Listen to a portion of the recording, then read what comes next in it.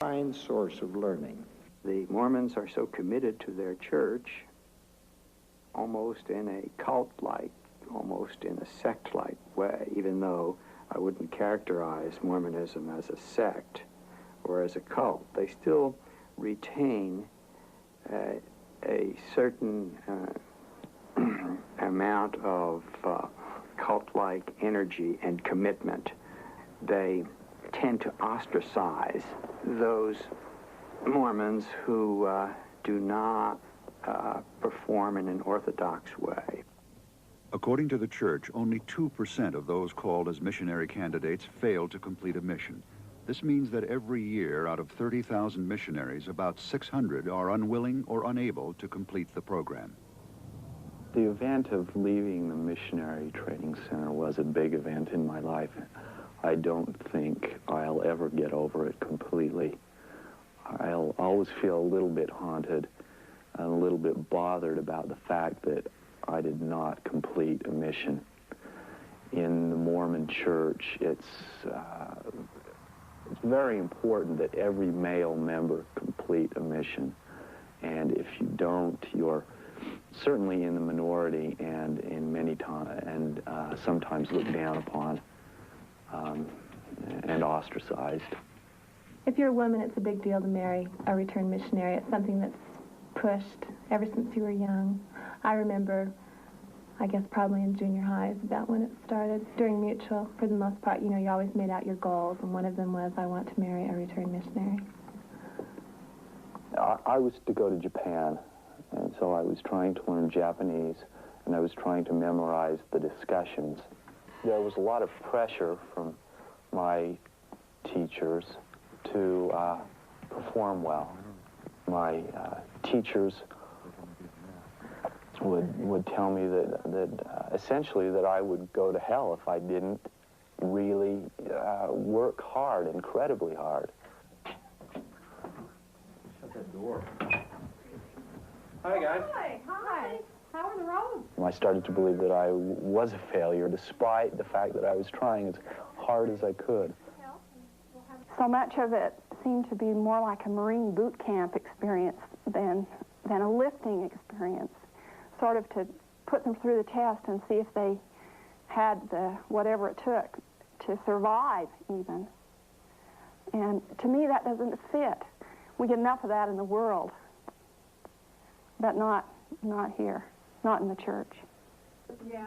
Inside, I wanted to go, but there was a lot of, pressure from the outside that made me stay. And finally, I just listened to myself and thought I need to do what's best for myself, or what I think is best for myself. I need to leave. So I went in to talk to the mission president there, and I told him that I was going to go. And he told me the same thing I'd heard before, that girls wouldn't like me, and that I was going to fall away from the church and go to hell. I didn't agree with him, but I told him, well, fine, if that's what you think, I still want to go. My initial reaction was a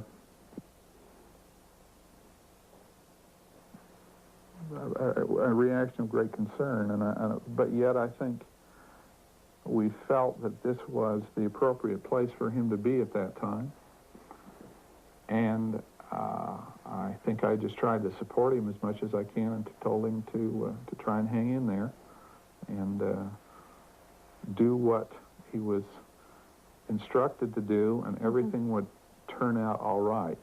And that was probably not the best advice a father could have given him at that point. So I felt that I would have to go it on my own, that my family was not going to be a part of my life any longer. And but I didn't know quite what to do. I knew I was going to leave, but I didn't know when, and I didn't know how I'd leave. I decided that the best way that I could get out of there would be to take an overdose of some pills And that way, you know, maybe it'd screw me up enough to get me in a hospital and keep me there for until the time that my group was supposed to leave for Japan. When I woke up the next morning, I was happy. I was so relieved to be out of there. My parents, I could tell, were very worried about me. When Reed came home, he was very flat emotionally. There were no highs or no lows. I know that he felt worthless. And we were, of course, very concerned, and at that point, we didn't trust anybody.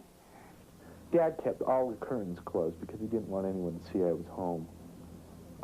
He did it for my own protection. I felt like he was trying to hide me from the world, and I was a little bit ashamed or something like that.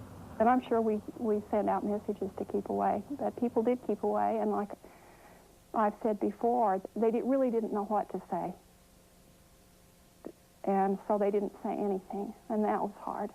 It's kind of like you disappear, like you're invisible sometimes, like somebody could walk right through you and would not know that you were there, and you would not know that they had walked through you. It's really an incredible kind of a feeling. I have no idea how many have had experiences like Reed. I don't think that would be possible to find out from those who do know. But as we've said to ourselves and to others, when it happens to you, it's 100%. And if you use these standards that we've talked about, then it matters, period.